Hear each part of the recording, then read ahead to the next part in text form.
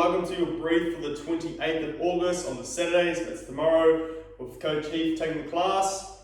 Now onto our warm-up. So we have the Tabata. Tabata is 20 seconds work, 10 second rest for 8 rounds.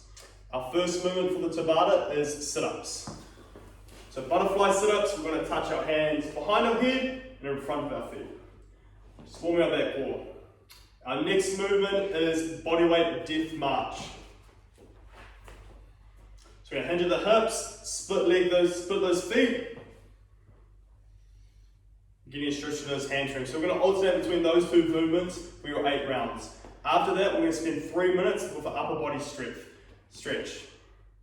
Sweet team, so after your warm up, we're onto our skill piece today. Now, our skill piece, we have a 14-minute cap and a few different options depending on what skill capability you're at. Our first option is accumulating 4 minutes freestanding handstand hold. Our next option is a 3-minute wall facing hold, so accumulating 3 minutes in that one.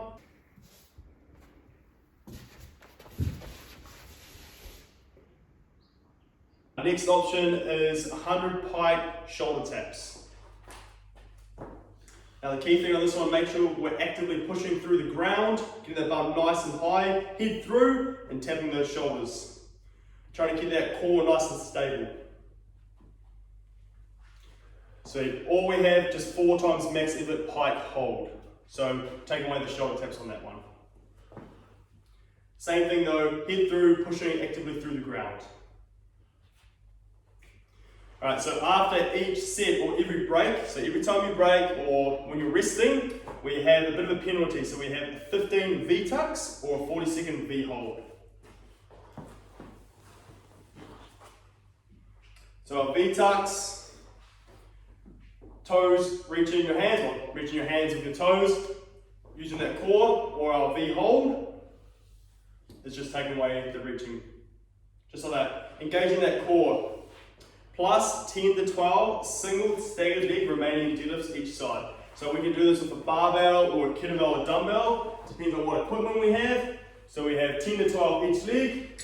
So he's going to do 10 to 12 with his left leg forward, hinging at those hips, feeling a bit of a stretch and burn through those hamstrings, making sure we're nice and balanced.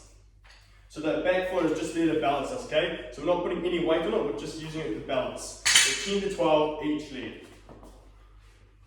Your kettlebell variation of it. Amazing, Heath.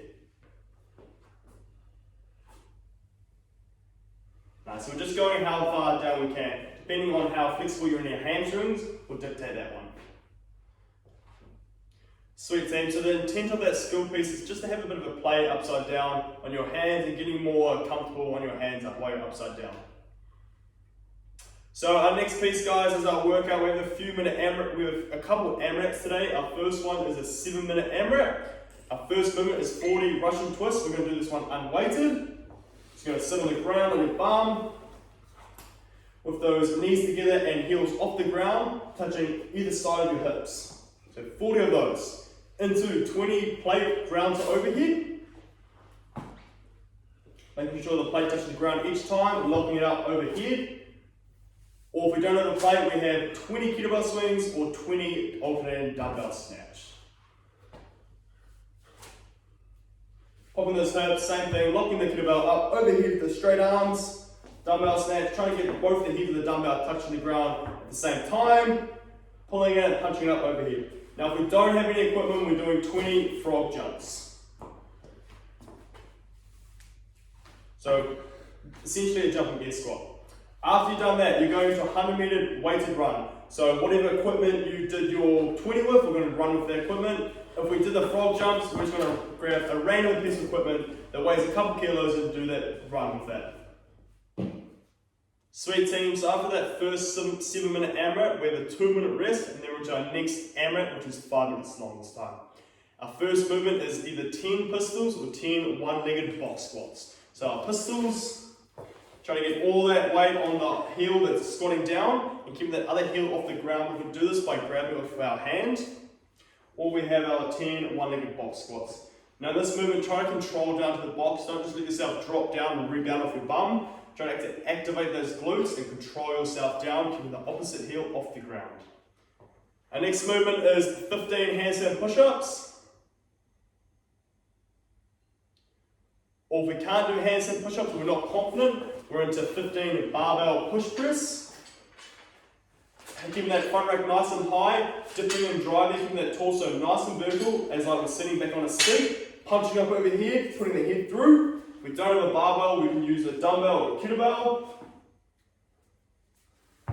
Same thing, keeping the front rack nice and high, dipping and driving, nice and snappy.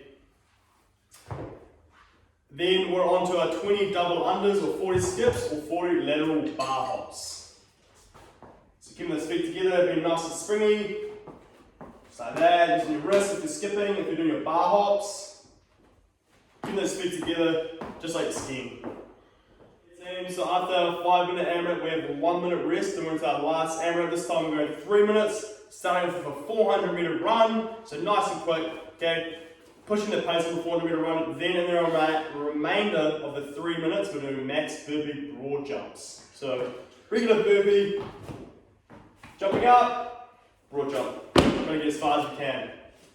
That is us for today, team. Hope you like our breathe, okay?